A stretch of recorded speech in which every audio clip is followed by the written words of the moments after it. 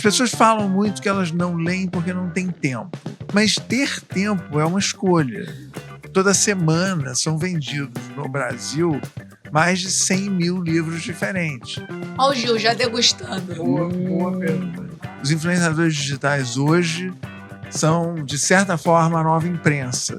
As pessoas falam muito do hábito de leitura, né? Aham. Quer dizer, eu gosto muito dessa expressão, porque fica parecendo assim, que é uma obrigação. Não, eu tô falando porque a minha coisa com livro, ela tem que ter muita foto, porque eu não gosto muito de ler. Eu devia ter trazido um livro de colorir. O Porque assim, né? estresse. A gente acha que é extraterrestre, né? A pessoa que lê. Fala, azeiteiros! Hoje o podcast é para os leitores vorazes. Se você é um desses, fica por aqui que hoje o nosso bate-papo é com um cara que parece que tem a receita secreta para os melhores best-sellers que você pode ter na sua estante aí em casa e não sabia quem era.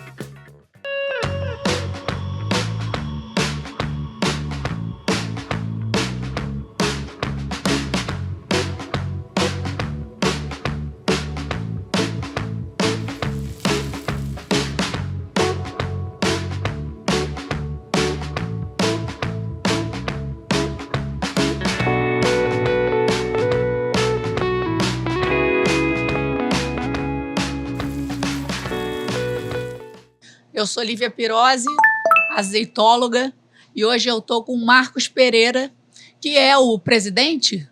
Não, eu já fui. Eu sou hoje só o editor da Sextante. Ele é o editor da Sextante, de uma belíssima editora de livros, e eu pedi a ele que trouxesse um livro que inspirasse de uma forma gastronômica hoje a nossa conversa. E, mais uma novidade, o Gil vai continuar cozinhando no nosso podcast. Então, vamos para esse bate-papo muito Hoje azeitado. tá difícil, hein? Hoje tá difícil. Hoje a cozinha vai trabalhar muito. Vamos lá. Marcos, seja muito bem-vindo. Muito obrigado. Fiquei Lívia. muito Obrigado, feliz. Gil. Nada, que Super isso. feliz de estar aqui com vocês. Que bom que a gente ampliou essa relação. O Marcos, para quem não sabe, já é cliente da DLGO há bastante tempo. A gente conhece a família e fizemos esse convite para saber uma parte visionária dele como empresário. Eu sei que tem uma longa história aí na sua família, né? E como é que você foi trazendo isso até hoje? Como é que você Então, entrou nessa linha? Não, eu sou neto do editor José Olímpio, que foi, enfim, talvez o maior editor dos anos 50, 60. Eu estou com 62 anos, eu nasci em 63. Então, eu, pequenininho, eu ia para lá, para a editora do meu avô, ficava no chão, rabiscando, enquanto ele recebia o Carlos Drummond de Andrade, Ai, que... o Guimarães Rosa, a Raquel de Queiroz. Quer dizer, Coitado. esse era o mundo. Meu pai trabalhava com ele. Então, assim, eu nasci no meio dos livros, né? Menino, aí tinha essa coisa do exemplo, né? Na minha casa sempre teve muito livro. Na minha casa sempre se lia muito. E lia de tudo. Eu lia quadrinhos, Asterix, Tintim, li Monteiro Lobato inteiro. Quer dizer, eu tinha uma proximidade muito grande com o livro. Mas eu sou engenheiro de formação, eu não tenho nada... Tá parecendo eu. Que as pessoas perguntam, Lívia, você fez administração aonde? Eu falei, eu fiz pedagogia. Por isso é que é tão boa vendedora, por isso é que está aqui uma azeitóloga. UERJ, né? Somos colegas de UERJ. Somos colegas de UERJ. Fiz engenharia na UERJ. Verdade. Mas comecei a trabalhar com meu pai numa editora, quer dizer, José Olímpio. As linhas tortas escrevem livros. As linhas tortas escrevem livros. E é verdade, a minha linha ela é torta no começo, mas ela vai se endireitando com o tempo. Deixa eu confessar uma coisa. Tá aqui na minha blusa hoje, tá vendo escrito aqui? Pois então, eu comprei só para contar, só para ilustrar, eu comprei um quebra-cabeça e falei, não, eu tô morando solo, eu tenho tempo, eu sou um cara que tem que me equilibrar, aí comprei um quebra-cabeça de 1000 peças. 1000 peças. Falei, não, eu vou fazer. Aí preparava meu drink, é hoje. Aí sentava, aí espalhava todas aquelas pedras, né? Peças e... Cara, não ia. Aí no dia seguinte sentava, eu juro que eu tentei 5 dias. Quase que consecutivos, assim. Aí tinha alguns que já estavam meio montadinhos, eu já tentava. Aí minha sobrinha, não, você tem que começar pelas laterais, aí eu tentava. Fim da história. Achei uma medida exata do quebra-cabeça, tive o trabalho de colar um por um, sem ordem. Ele colou todo. Colei tudo. Fez um mosaico sensacional, fez uma obra de arte. E tá lá pendurado na minha sala. Sensacional. Porque, cara, é difícil, né? É difícil. Você está falando isso, mas essa questão do exemplo.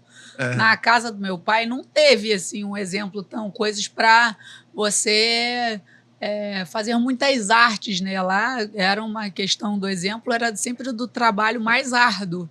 Então, quando ele vem para essa questão do relax, entrando nas artes, aí dá meio que uma angústia. Ele falou, quer saber, eu vou fazer do meu jeito. Eu devia ter trazido um livro de colorir. O estresse. Né? Lá o Jardim Secreto, que a gente publicou, que foi um sucesso. Eu acho que você ia se dar melhor. Eu sei. Cara, eu não sei se era da Sextane. Eu lembro um livro do Vic Muniz. É da Sextane? Não, do Vic não. Eu sei que eu ganhei um livro desse do cliente nosso também, que trabalhava... Ai, esqueci o nome dele agora. Vou tentar lembrar depois. Enfim, e era um livro do Vic. E eu, presentaço, né? Guardei um super livro, guardei. O Vic entra na loja. E ele entra... Eu falei, abri o livro, quando ele olhou aquilo ali. E eu estava falando do Vic exatamente por causa disso, né? Porque ele tem essa pegada, né, de fazer as coisas, como ele é fotógrafo, ele faz a coisa do livro, aquela coisa que junta coisas que depois fica com a aparência... Ele faz... Eu não sei como chama esse serviço. Eu não sei, eu tenho uma obra dele que é um quadro do Monet, que ele fez uma coisa com pó, pequenininho, e aí ele fotografa e amplia, e fica com uma cara de uma pintura impressionista. E ele tem isso com várias técnicas. Ele é um craque. Mas é muito legal. Não, eu estou falando porque a minha coisa com livro, ela tem que ter muita foto, porque eu não gosto muito de ler. Desculpa, mas eu não sei. Marco, as pessoas ainda leem muito? As pessoas leem, mas são poucas as pessoas que leem, né? Quer dizer, eu acho que tem uma coisa do leitor... meio que a gente acha que é extraterrestre, né? A pessoa que lê. As pessoas falam muito do hábito de leitura, né? Quer dizer, eu gosto muito dessa expressão, porque fica parecendo assim, que é uma obrigação. Entendi. Eu acho que essas pessoas têm prazer da leitura. Tem muita gente que tem esse prazer de ler, tem esse convívio. O livro passa a ser um companheiro. Sim. Né? Companheiro de distração, de relaxamento. Ler é um ato que exige paciência, exige concentração, exige um lugarzinho seu. Então, assim, você tem leitores do Brasil, mas o Brasil ainda tem uma carência enorme de acompanhei a Sextante agora na última Bienal, fui lá no stand, achei que estava incrível, fiquei impressionada com a quantidade de jovens ainda...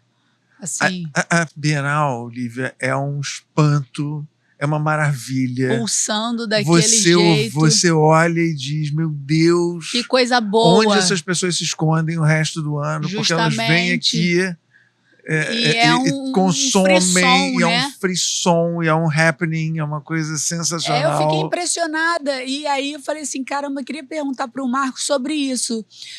Pela visão da editora... Como que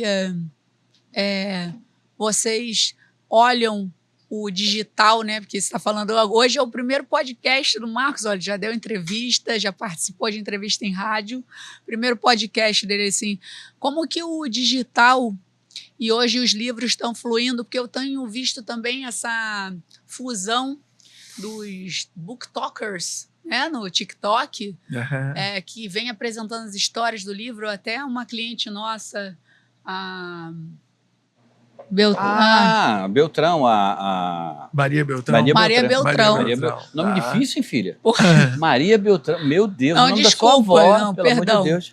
Perdão, mas adoro ela. E ela é uma super leitora, voraz. E aí, ela estava contando as coisas. Amo gatos, tenho meus gatos aqui, ó.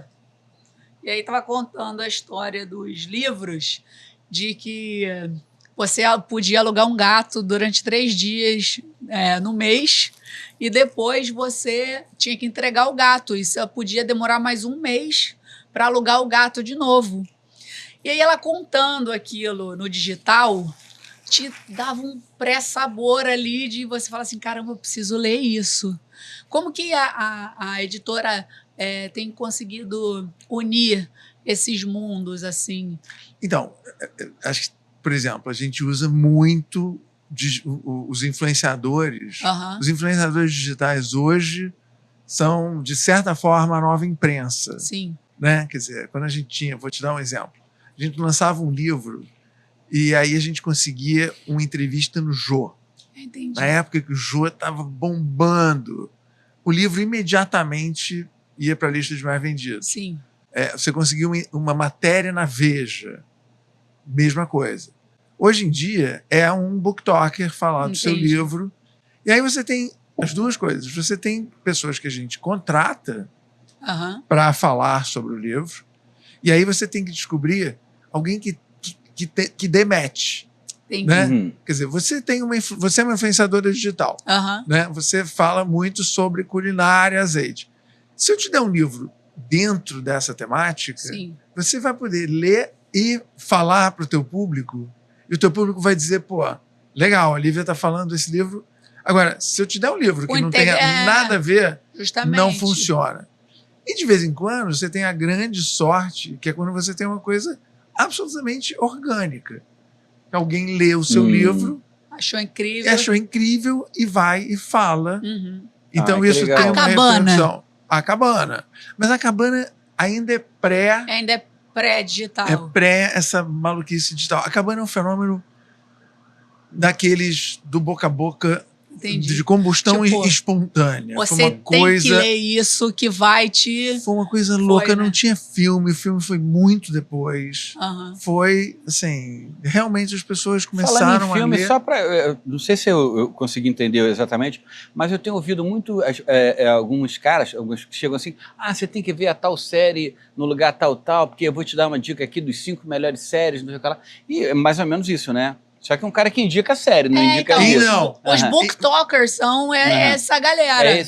Mas Gil, eu vou te dar um exemplo. Quando a gente lançou o Código da Vinci, em 2004, era uma coisa impressionante, porque você ia num restaurante e você ouvia aquela coisa meio feia, que você ouvia a conversa da mesa ao lado, e as pessoas estavam falando sobre o livro. Não, mas foi... Você ia num clube e as pessoas estavam falando sobre o livro. E as pessoas davam o livro de presente. Sim. Hoje em dia, você numa reunião com amigos, invariavelmente as pessoas perguntam o que você está vendo.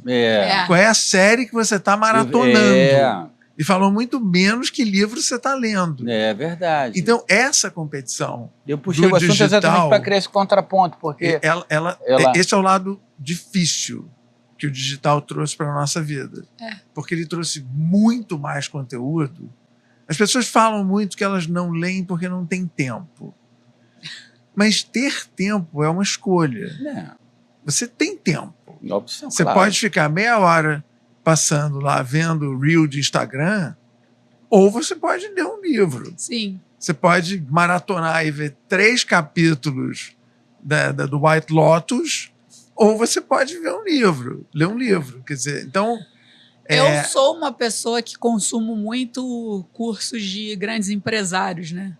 E às vezes, quando eu volto de algumas imersões que eu vou em São Paulo, eu falei assim, caramba, às vezes eu paguei para o cara sentar lá e me dizer que eu precisava ter um compromisso de ler umas 15 páginas por dia, que são algumas opções na vida de uma pessoa que quer se abastecer de cultura, conhecimento dentro do próprio setor, e que às vezes você precisa toda hora se relembrar sobre isso, porque a gente diz que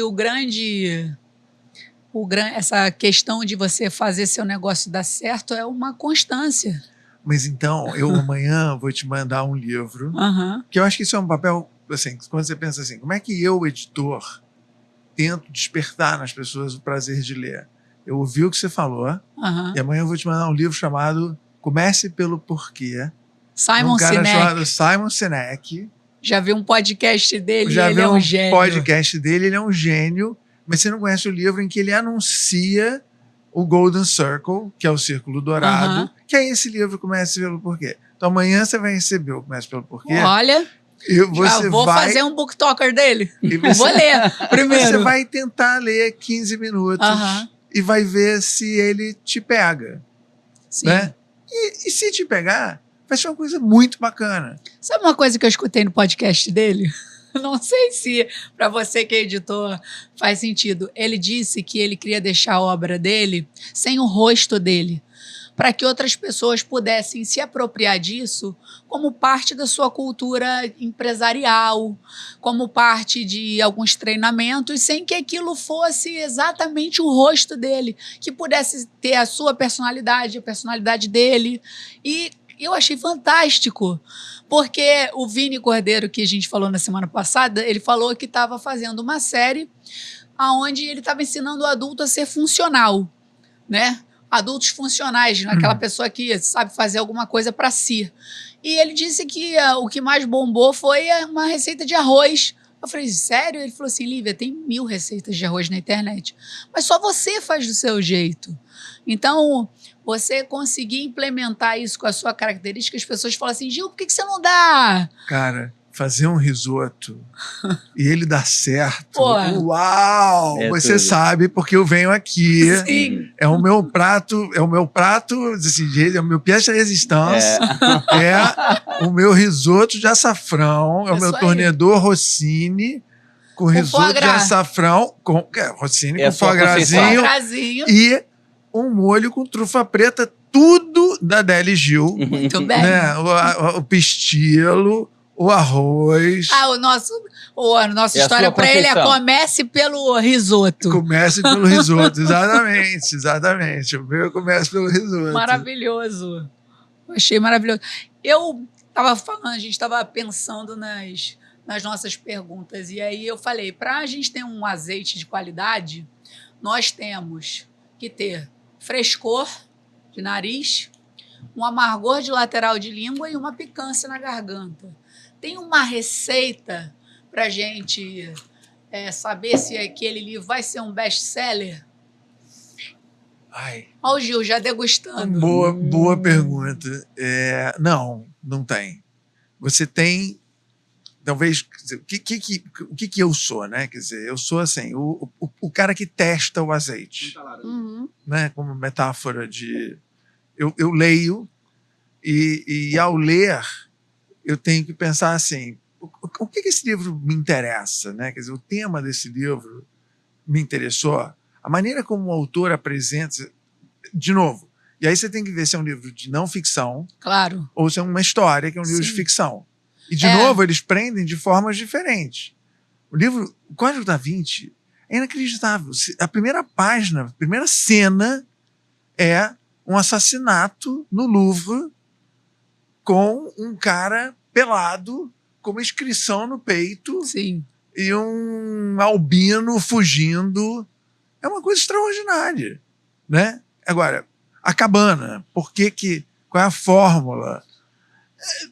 Não tem essa Entendi. fórmula tão clara Não. quanto a culinária. Eu falo mais isso pro subjetivo. meu pai. Isso eu, como segunda geração, eu falo para ele, assim, cara, como é que você sente o que vai vender? Porque eu acho ele um comprador genial.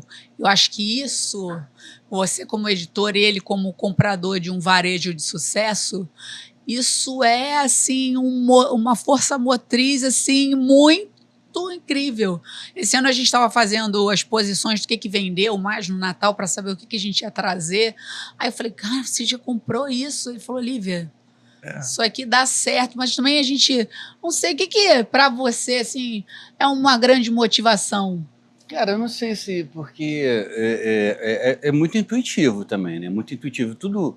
Eu até fiquei muito impressionado a primeira vez que eu vou para a Itália, vi várias Deli Gil lá, né? A minha descendência também é italiana. E aí, mas é muito intuitivo, é muito visceral, sabe? É a disposição do produto, deixar o cliente botar a mão no produto. Eu não gosto muito de portas fechadas, eu gosto que o cliente bote a mão no produto, né? Então, é muito interessante e a gente também é pego pelo que a gente gosta também, sabe? Porque é exatamente aquela coisa, você tem que tratar exatamente como você trata as pessoas exatamente como você quer ser tratado e você come aquilo, porque todo mundo fala que o sabor do foie gras é muito interessante e que o caviar é maravilhoso. Eu adoro torresmo e aipim. Sabe? Então, sabe, quando você... A gente, por exemplo, teve uma história muito engraçada agora, tem um menino que traz umas coisas lá de Minas pra gente, e a gente tem muito memória gustativa, como você tem memória do que você leu lá dos quadrinhos, né? Lá dos... Por exemplo, falando de quadrinhos, eu lembrei que a gente foi assistir o Cortella, né? O Cortella. E o Cortella ficou falando dos junto quadrinhos. Com a Terezinha Reis. Ele falou dos quadrinhos da... Mafalda. Da Mafalda, que quem escrevia... Era o Quino. Era o Quino, que é o argentino. Enfim, isso acaba mexendo com o nosso interior, né? Com as nossas raízes, lá com o nosso início. E aí o cara trouxe um doce de leite, eu falei, não, cara, já tem um doce de leite lá, hoje eu não quero não. Eu falei, prova. Aí quando eu abri o queijo e provei, tinha limão. Cara, eu viajei, você falou da sua idade, eu não vou falar a minha idade não, porque isso compromete muita gente. Mas a gente nasceu no mesmo ano. Infelizmente. Infelizmente. Bom ano. Não, ótimo ano. Não, uma safra boa. É uma safra excelente. Dizem que o Porto... 63 é uma Porto safra 63 é sensacional, é verdade. Teve um problema de plantação de capilares, assim, mas a gente sabe que foi uma safra muito boa. E aí, eu quando provo o doce de leite tinha limão. E eu lembrei da minha infância, que a minha mãe fazia doce de leite em casa, leite de vaca, porque eu sou nascido no interior. Então, leite fervido, açúcar, e por cima a mamãe sempre raspava um limãozinho, que era do terreiro, que plantava ali, e raspava em cima aquilo. Quando eu provo, você viaja 50 anos. Esse feeling a gente aplica para livro? Sem dúvida. Totalmente. Perfeito. Isso é uma coisa que você adquire. Isso é o trabalho do editor. É porque é provar e provar. E aí você tem uma relação entre provar e ver se funciona. Sim. Quer dizer, a experiência de você ler, se apaixonar por um livro, publicar e ver se ele é um sucesso, você cria uma correlação. Entendi. Isso é legal. Quer dizer, é diferente, claro, você tem uma variedade. Livro, por ano, para você ter uma ideia, no Brasil são publicados 12 mil livros diferentes. Nossa! Assim, toda semana são vendidos no Brasil mais de 100 mil livros diferentes. Né? Quer dizer, livro impresso, né? Fora a galera do e-book. Fora a galera autopublicada, isso. Eu entro aqui, por exemplo, toda vez que eu entro aqui, eu fico assim, caraca, como é que ele administra o estoque? É Deus. A quantidade de itens diferentes. É uma força maior. Mas se você for na travessa, né, e você for ver dentro de uma livraria, você tem uma coisa semelhante. Quer dizer, como é que você faz essa curadoria? Como é que você seleciona? Como é que você expõe? É um deleite. Eu fiquei já na fila algumas vezes, que algumas clientes nossas lançam livros, né? Ali na coisa. Aí a gente socialmente vai lá. Eu vou pelo carinho. Fui já algumas vezes, sem citar nomes, que eu não vou falar o nome da Lucinha Araújo, não vou falar o nome da dona Antônia Marim, não vou falar. Enfim, e a gente fica naquela fila lá, né? Nossa, aquela fila é interminável, né? E aí você vai viajar. O que tem de livro é impressionante. É incrível. Tantos hoje em dia mais organizado, né, por títulos, por não ficção, por partes acadêmicas. Essa é a qualidade do livreiro, né? Quer dizer, porque é um mundo também diferente. Você tocou num assunto legal, eu adoro o livreiro. E o livreiro é um cara que lida comigo e com outros 400 marcos que publicam os seus livros. 400 é um pouco exagero, mas eu não sei, talvez tenha essa quantidade de editores no Brasil. Né? Você tem muita gente produzindo livros. Só para dar uma dentro, você falou de livreiro, não sei se o nome encaixa. Esse cara que pega aqueles livros do sebo e revende, eu acho uma cultura sensacional, porque as pessoas ficam lá. porque eu tenho um amigo que é astrólogo, né? Então ele disse que aprendeu muito lendo nos livros, sabe? Que já estavam ali, que ninguém dava mais valor e tudo mais. E hoje ele vive disso, sabia? Ele pega livros que ele acha que é interessante, leva para uma pessoa que acha que é mais interessante, e aí troca. E é um super comércio nisso. Sim. É um comércio. E eu fico encantado quando ele fala assim, Gil. Outro dia ele trouxe um livro que falava de judô. E eu sei que ele está passando uma certa dificuldade, que ele é uma pessoa muito, muito sensível, né? Mas ele tem uma certa dificuldade. E era um livro que falava sobre judô. Aí ele falou, Gil, esse livro é maravilhoso, não sei o que lá. Eu falei, gente, para quem que eu vou falar desse? Para quem que eu vou? Como é que eu posso ajudar? Porque eu tenho tentado de uma outra forma. Tem até uns quadrinhos dele ali que ele desenha. A Lívia já deu umas canetas para ele. O nome dele é Carlos Magno. E ele é uma pessoa muito, muito especial, é uma pessoa que tá guardada. E aí ele falou que o livro era muito interessante de judô, e eu lembrei de um menino chamado, também está na cidade, um menino, que é o Pedro Lamari, do Gula Gula. E ele é judoca. Uhum. Aí ele estava viajando, eu liguei, Pedro, poxa, contei a história toda, ele falou, Gil, quanto é? Falei, cara, quanto você quiser. Não, então faz um depósito, vou fazer um depósito aqui tanto para o menino. Cara, salvou o mês do cara. Um livro que já tinha... Cara, então isso é muito legal, porque existe esse mercado também, né?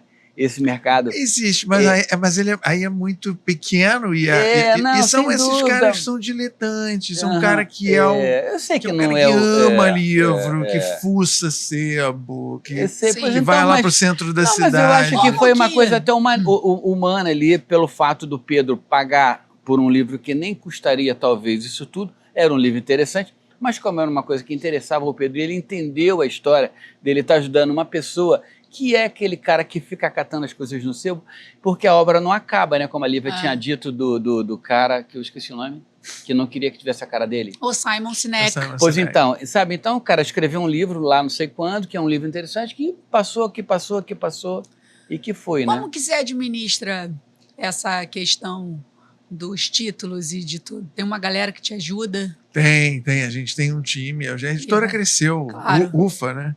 Que bom. Que bom. E a gente foi renovando o time. E é muito interessante e importante também se tem uma renovação até geracional. Sim. Quer dizer, o que eu estou lendo hoje em dia, eventualmente, é para um público menor, porque talvez um público da minha idade. Sim. E você foi na Bienal, por exemplo, Uhum. né? E você viu lá um monte de jovens, você viu o nosso stand cheio de gente. Verdade. E os livros, os romances femininos, que eu tenho muito pouca intimidade. Eu tenho intimidade com Simon Sinek. Claro. Eu tenho intimidade com o Monge Executivo, livros que eu publiquei, Sim. livro do Bernardinho. Então, ter essa renovação é um ativo fundamental para uma editora. Pensando nessa sua resposta, eu fiquei pensando numa correlação com o azeite, que a gente tem safras, né? E aí eu sempre quis entender como que funcionam as edições, porque às vezes vocês lançam o mesmo livro e falam assim, mas nessa edição teve um complemento assim, assado. O escritor fala assim, olha, Marcos, eu queria acrescentar isso na próxima edição. Como é que funciona essa conversa para ir aprimorando aquele produto? Porque tem vezes que são inúmeras edições. Tem obras. Isso é muito comum nos livros acadêmicos, isso é super comum. Uhum. Você tem a atualização, porque o mundo vai mudando. Claro. Né? No livro de não ficção, você tem, eventualmente, eu desejo muito do autor, de atualizar, de virar e dizer, olha, eu fiz até aqui um livro que traz conceitos até anos 2000. Eu sei quem é Sérgio Pagano. Claro que ele você fez sabe umas quem é fotos, Sérgio Pagano. Ele fez umas fotos aqui, desculpa, claro, não perde seu raciocínio. É porque o Sérgio fez as fotos com o chefe Claude num espaço que a gente tinha, que a gente vendia feijões a varejo.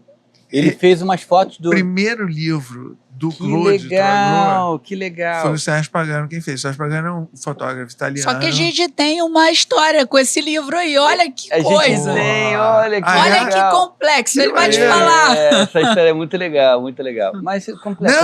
Não, a minha, essa coisa das edições é isso mesmo. Não tem mais nada, não. Vamos falar de livros de comida.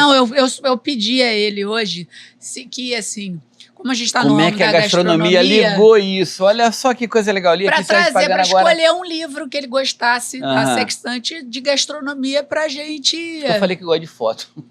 Pra gente poder. Isso é um livro de foto. Conversar. Nem sabia. E aí ele trouxe esse livro, ele falou assim, Lívia, eu vou trazer esse livro e vou contar pra você. Não, a gente não tem nenhuma foto lá daquele cantinho. De algumas onde histórias. Onde é a Girassol Flores hoje, era um espaço nosso que a gente vendia feijões assim, a varejo, no corrimão, né? Chegamos a ter 26, 27 tipos de grãos, feijão, manteiga, mulatinho. Tem até uma história de um feijão bem pequenininho ali que Dona Rosa do Celeiro comprava com a gente e botava para germinar e fazer uma salada. Enfim, Chefe Claude achava aquilo muito interessante. Chefe Claude tinha um restaurante logo no início aqui, né? A gente estava nessa época, a gente é amigo há muito tempo. E aí o Sérgio veio fotografar os sacos de feijão, aqueles feijões que tinha tudo a ver com esse livro do Claude. E até, cara, onde é que tá esse livro? Não sei onde tá. Eu abri o livro aqui agora e falei assim, esse biscoito de polvilho é do Claude, aí ele é do Claude. Mas muito interessante. E aí o Sérgio veio no sábado, ficou fotografando, a gente fez amizade, na época ele estava bem cabeludo, estava novinho, nós todos estávamos novinhos. Super. E aí fez as fotos maravilhosas. Ele é mais velho que a gente. Aí foi super legal. Aí o lançamento foi aonde? Num lugarzinho super comum aqui, chamado Gato Pardo. Que bonito. E aí? Mas aí o chefe Claude, muito meu amigo, gente boa pra caramba, falou, Gil, eu quero todos esses feijões lá no lançamento do livro. Eu falei, chefe, mas como é que eu levo esses feijões todos pra lá? Dá teu jeito. Eu falei, ai meu Deus do céu. Aí peguei aqueles sacos pesados. Sim. Não, era uma Fiatzinha que eu tinha, que é o caçamba aberta. E aí coloquei todos os sacos de feijões, aí coloquei tudo em frente, assim, sabe? Fizemos um cenário super legal, onde ele ia autografar os livros, né? E ele me deu o livro. Eu acho que com certeza deve estar lá na tua mãe. Com certeza. E aí... Se não tiver na minha biblioteca. E aí, mas foi muito legal. Agora, lendo aqui o nome do Sérgio, cara, eu outro dia até falei com o Claude, falei, poxa, chefe. Aí ele comentou do Sérgio, né, e tudo mais. Foi nessa legal. época, isso deve ser final dos anos 80, início dos anos 90. Isso. E você teve vários. O Claude, aquele livro inaugurou uma série de livros de chefes. Sim. Chefes paulistas, principalmente.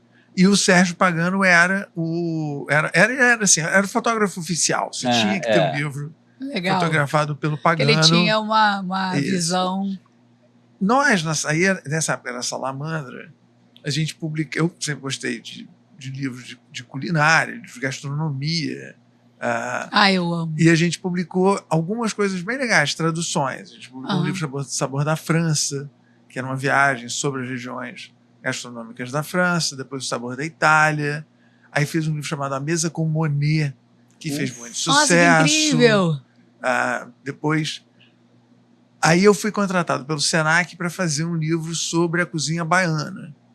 E chamei o Sérgio, o Vitor Burton, que era o designer, fomos para Salvador e fizemos um livro bacanérrimo. E eu pensei, cara, tá faltando um livro sobre o Brasil. Só essa mesma questão da cultura culinária brasileira. Aí quando a gente vendeu a Salamandra, criou a Sextante, eu um dia virei e disse, sabe, Duma, eu quero publicar esse livro. Conheci a Alice Granato, que era muito importante ter essa amarração. Eu precisava de um autor. Sim. E a Alice, que é uma super jornalista, hoje em dia ela é editora-chefe da Veja São Paulo, ela se encantou pelo projeto e disse, eu topo sair viajando, eu topo ser babá do Sérgio, porque o Sérgio precisava um pouco dessa... O único arrependimento imenso que eu tenho em relação a esse projeto é que eu paguei para eles irem viajar para o Brasil inteiro e eu não fui. Eu fiquei no Rio de Janeiro e eu vinha, quando eles voltavam das viagens, a gente olhava as fotos, contava as histórias. A gente conheceu o chefe tal, que é mal barato, a gente viu isso, a comida tal. E eu, que legal, que bacana. Poxa, que legal, vou tomar um gole d'água. O livro, enfim, é esse aqui. Esse livro, ele está esgotado, eu trouxe assim, achei um exemplar para vocês. Olha isso. Eu queria mostrar que tem a ver com a relação que a gente tem. Vocês me conhecem daqui. Sim. Eu vi aqui, da gente ver as comidas e ver as coisas e pensar nos pratos que a gente está fazendo. Não, ficou muito Tem lindo. muita foto. Tá aí, pai, ó, tem Ó, muita foto. Tem muita foto. Você Receitas? tem receita, Opa! cada Olha, capítulo, primeiro- Eu adoro isso. Não, vem, bota na primeira página cada aí. capítulo termina Olha. Ah lá! Ah, com... inclina mais para eles verem. Você tem uma... Né, você tem um passeio na região norte, região Sim. nordeste. Aí a gente separou a Bahia. Cara, Em eu amo, Minas Gerais. eu amo essas receitinhas escritas assim, ó. É muito incrível. E já teve falou na a mesma sextante, coisa. tipo, um plot twist, assim. Uma coisa que você falava assim, isso aí não vai vender. Aí quando você publicou, você falou assim, meu Deus, como é que pode? Já Não, teve? a gente teve surpresas. O Código da Vinci foi uma enorme surpresa. O primeiro grande sucesso dessa estante, Aham. sucessão, é um livrinho chamado Um Dia Daqueles, que Nossa. era um livro que tinha um leãozinho na capa, era um livro, né, de imagens de bicho, Aham. e vendeu 500 mil de exemplares. Que bacana. Em 2001. A Cabana foi um livro. Recentemente teve o Jardim Secreto, que... Pegou a pandemia. Não, o Jardim Não. Secreto foi anterior, foi Foi 2015. Era aquele livro de colorir Ah, sim. que virou também uma febre Sim. monumental. Era o Bob Goods antigo. Era antigo, exatamente. Ele era diferente, porque ele era mais adulto. assim. Eu me Ele era uma lembro coisa, que assim, minha muito mãe é uma requintada pessoa. E era o lápis, não era caneta. Não era caneta. Oh, Minha mãe é essa pessoa do Jardim Secreto. Ela tinha. ficou boa. Boa. É. Ela gostava. E às vezes tem as histórias de livros que a gente achava de certeza que o livro ia funcionar e não foi para lugar nenhum. Né? Tá igual a gente. Oh. Só que a gente brinca aqui, que o pessoal fala assim, mas meu Deus, investiu tanto nesse produto. Falei, a diferença é que aqui, antes de acontecer alguma coisa, a gente come. Senão estraga. Sim, exatamente, sim. exatamente. Lá a gente tem que vender a saldo. A gente Ou come, então, o pessoal, a gente fala, a gente não trabalha com prego, com parafuso, com nada, qualquer coisa a gente bebe ou a gente come, se não der certo. Exatamente.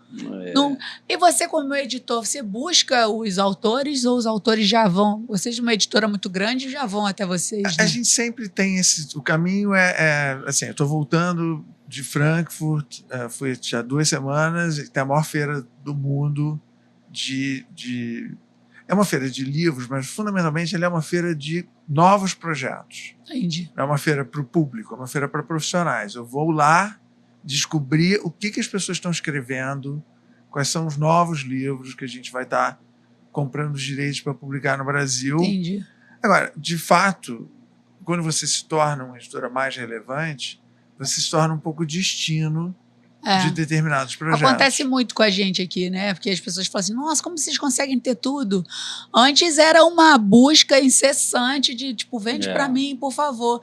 E agora, assim, poxa, a pessoa que vende produto, coloquei meu produto na Deli Gil, então é meio que um destino também, isso é muito bacana. A gente até brinca, diz que a pessoa troca de roupa para vir na Deli Gil, né? Não, vou lá na Deli Gil. E as pessoas falam no telefone, não, tô aqui na Deli Gil. Você vê intimidade, né? Eu venho de bermuda, Birkenstock e camisa polo, porque, afinal de contas, eu virei de casa, Mas né? justamente. Mas a gente gosta dessa fluidez. Eu, às vezes, chego aqui, sabe? Porque a gente vem trabalhar, né? A gente não vem por obrigação, a gente vem porque isso aqui nos move também, né? Então, isso aqui é vivo, né? Então, ela flutua, né? Então, é bem interessante. Eu tava falando com ele sobre isso hoje, né? Você estava falando de quanto tempo a gente tem aqui. E fiquei saudosista nesse negócio que toda hora parece que a gente tem uma nova edição, né? Porque a gente realocou os móveis que a gente já tinha e todo mundo tá encantado. Dizendo, meu Deus, mas ficou muito melhor essa obra que vocês fizeram. Eu falei, a gente não fez obra nenhuma, a gente moveu uns móveis que já tinham todos e colocamos o caixa para frente e a pessoa fica chateada. Porque ela fica pegada aqui, tipo, como se eu mexesse no sofá da casa dela. Mas esse apego, garanto a você que é por pouco tempo. A gente fica... toda mudança, ela cria uma sensação de estranheza. Mas logo depois as pessoas se acostumam. Sim, mas aí depois e elas pensam assim, eu não consigo imaginar como era antes. Né? Você já volta. Você tem algum tema que você goste mais? Eu sei que você é um apaixonado por livros de gastronomia, mas tem algum tema assim que você fala assim, ai, caramba, poderia ficar só lendo novos autores e vendo novos projetos sobre esse tema? Não tenho. Acho que é uma coisa muito abrangente que a gente faz. Eu gosto de biografia, adoro biografias, uma boa biografia. É uma delícia. Gosto de um thriller bem escrito, gosto de assim, thrillers históricos. O que é um thriller? O thriller é um livro de suspense. Tá. Tá? E o suspense histórico ele se apropria de um momento da história. Por exemplo, o Ken Follett é um autor que faz muito isso. Então ele pega coisas da Segunda Guerra Mundial, ele pega momentos da história e ele constrói uma ficção em torno disso. Ai, que incrível! Muito, muito talentoso. Tem gente Tinha uma muito curiosidade, boa. deixa eu te perguntar, já que você leu tanto assim, tem livros que viraram filme, essa particularidade, muita gente diz, não tá que nem o livro, eu li o livro, tá diferente. Cara, você tem um parecer sobre isso? Eu acho interessante essa história. Eu acho que são linguagens completamente, são linguagens diferentes. Né? Então, assim, você querer que o livro e o filme tenham... Eu vou te dar um exemplo. Eu amo um livro chamado O Nome da Rosa. O Nome da Rosa foi um super sucesso. Humberto Eco é um livro que se passa, sei lá, no século XII, grande discussão da igreja, e aí tem um mistério dentro do mosteiro, e aí tem o Sean Connery é quem interpreta eu vi esse filme maravilhoso. O monge. O filme, o final do livro é sombrio. O final do filme é a redenção. O malvado, vou ter que fazer um spoiler, o malvado morre. Se você não viu, o problema é seu, já tem muito tempo. O malvado morre no final do filme. No livro ele não morre. O malvado no livro ele ganha. Então é uma coisa assim, eu fico imaginando o cara que vai fazer o filme, ele assim, não pode. Não vai funcionar o filme, né? Agora, tem um outro exemplo, um livro lindo chamado Como Água para Chocolate. Você lê um livro, é o roteiro do filme. Outro livro que você impressionante, O Poderoso Chefão. Eu já vi O Poderoso Chefão umas 25 vezes, né? Não inteiro, sim, mas claro, em pedaços, né? Aí um dia eu estava conversando com um cara da Amazon, de fora, e aí ele virou para mim e disse, mas você já leu o livro, né? Eu disse, não, curiosamente nunca li. Ele disse, mas não leu o livro? Vai ler agora. Vai ler agora. Pega teu celular, que era a discussão sobre o Kindle, né? E compra. Eu comprei na hora. E comprei na hora e comecei a ler. E aí eu fiquei chocado, porque a história é do Mário Puzo. O Poderoso Chefão, ele, antes de ser o filme, ele é um livro. E é um livro, e assim, de novo, o roteiro é muito fiel ao livro. Só que ele dividiu em dois, porque aí não dá, o filme não consegue sim, claro, dar conta, porque a história é um livro de, sei lá, que maravilhoso. Como é que você resume, tanto que hoje páginas. Em dia você tem muito livro que está virando série. Sim. Que aí você pega e diz, O Gambito da Rainha. O Gambito da Rainha é um ótimo livro, virou uma série de, sei lá, 6 ou 7 episódios. 8. Sim. Maravilhoso. Ou 8. Eu assisti algumas vezes. Eu adorei. Delicioso. Adorei. Me conta, dentro da perspectiva da gastronomia, existe algum projeto diferente que você viu em Frankfurt? Não, e assim, a gastronomia no Brasil é difícil, sabia? Em termos de livro. Você tem a Rita Lobo, que faz sucesso, mas você tem o Larousse, grandão. Quando a gente fez... Esse livro aqui vendeu muito bem, ele vendeu 15 mil exemplares. Mas é muito caro você reimprimir um livro desse, Entendi. manter em catálogo, né? Você estava falando do livro da Antônia. Lindo livro. Mas, assim, são projetos mais difíceis. nos mercados, principalmente mercado americano e europeu, os livros de gastronomia eles têm uma Sim. posição enorme. Eu Então se vejo produz isso demais. muito. Tem o Thomas Keller, por exemplo, que é o French Laundry. O French Laundry vendeu 500 mil exemplares nos Estados Unidos. Os livros do Bourdain Né? também vêm muito. Então assim, não tem uma coisa nova, tem essa coisa da fotografia, e a fotografia foi ficando cada vez mais sofisticada, a fotografia digital. Sim. Os livros do Pagano, a gente fazia livro. Eu fiz com ele um livro sobre a Boa Lembrança. Lembra os pratos da Boa Lembrança? Claro, com certeza eu tenho alguns. Era cromo. Você fazia, né, você levava. Não tinha fotografia digital, você não via. Você fazia as fotos, você fazia a sessão de fotos, Aham. e ia levar para revelar. E se ia ficar boa. Então, o fotógrafo tinha que ser muito mais fera, ele tinha que ter uma visão assim, da luz que ele estava fazendo, que ele não podia fazer tchaca, tchaca, tchaca, tchaca, tchaca, e ver qual é. Justamente. Ele tinha 12 Poses. poses no rolo e vamos lá, tem que sair Precisava direito. ficar boa. Exatamente. Cara, que incrível. Que incrível. Sabe que a gente tem uma mascote aqui? A Sextante tem uma mascote? Não tem Que é o mascote. O símbolo é um sextante, né? né? É o instrumento. O instrumento. É o instrumento náutico. O que é um sextante? Sextante é um instrumento que você usa, assim, no século XIX, os navegadores, eles conseguiam, olhando para as Pelas estrelas, exatamente, guiar. determinar a Olha que latitude. interessante. Então, tem essa... Como a gente publica livros que ajudam as pessoas, que a ideia da contribuição é ajudar as pessoas na busca do caminho pessoal, espiritual, desenvolvimento pessoal. Então, casou com isso. E é um instrumento muito bonito. Você estava falando que vendeu a salamandra aí para virar a Sextante, que eu me lembro muito da salamandrinha bonitinha, da coisa. Me acompanhei muito. Hoje a gente colocou um bacalhauzinho. Sim, não, vamos falar disso aqui. É um produto pronto, né? É um produto pronto. Você, editor, como é que você chegou a essa edição aí? Gente, isso aqui é um produto feito os portugueses que vieram para o Brasil, né? Tentar a sorte no Brasil mais uma vez, né? E o pastelzinho de nata é uma leitura no pastelzinho de nata, só que recheado com bacalhau. E tem aqui o azeite, o azeitona que não podia faltar, o azeite. A gente colocou... E já é um produto que a Deli Gil vende pronto, você compra congelado, Cara, você não acredita, ele vem congeladinho, tá? Ele vem prontinho assim. Você vai para air fry e coloca. Vou mostrar como ele vem. Ele já vem assim, ó. Uhum.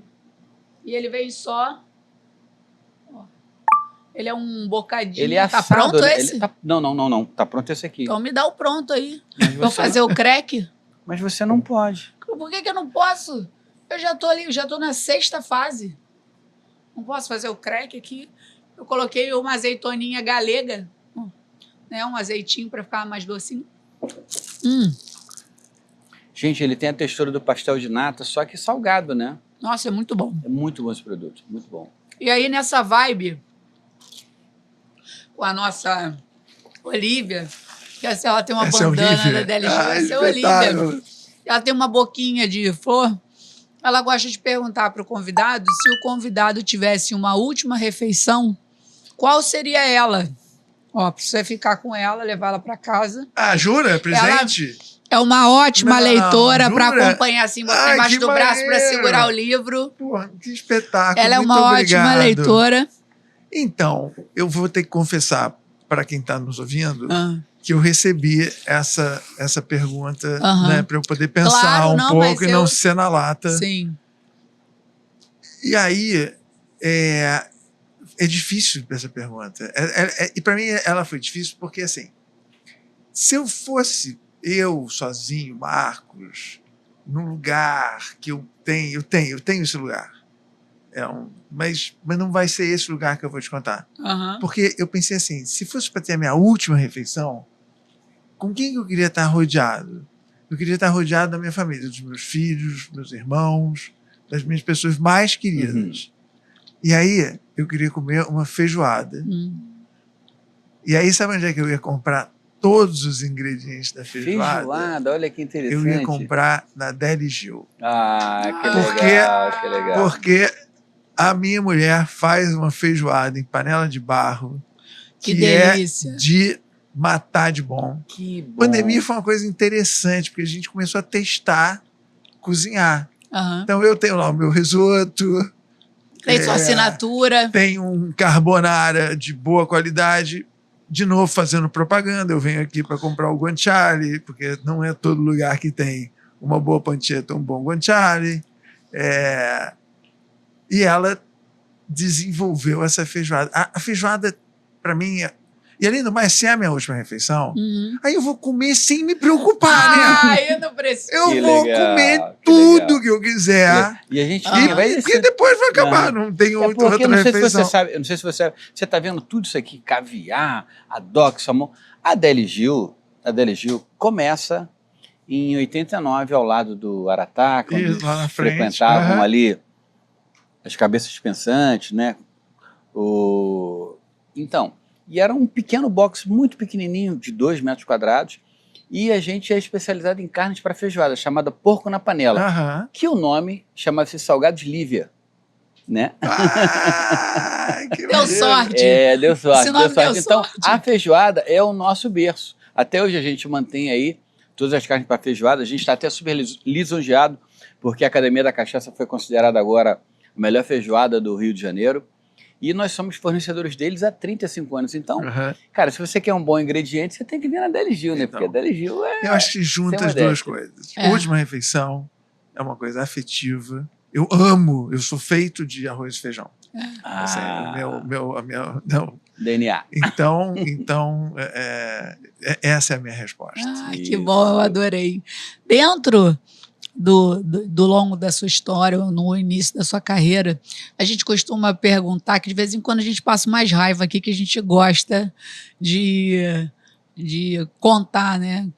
E lidar com o cliente tem seus dias de glória e seus dias de raiva, né? A gente fala que nunca foi sorte, sempre foi raiva. Já passou alguma raiva, assim, na carreira, que você falou assim, não publico mais nada desse cara, e quando publicou, deu uma raiva e o cara vendeu pra caraca?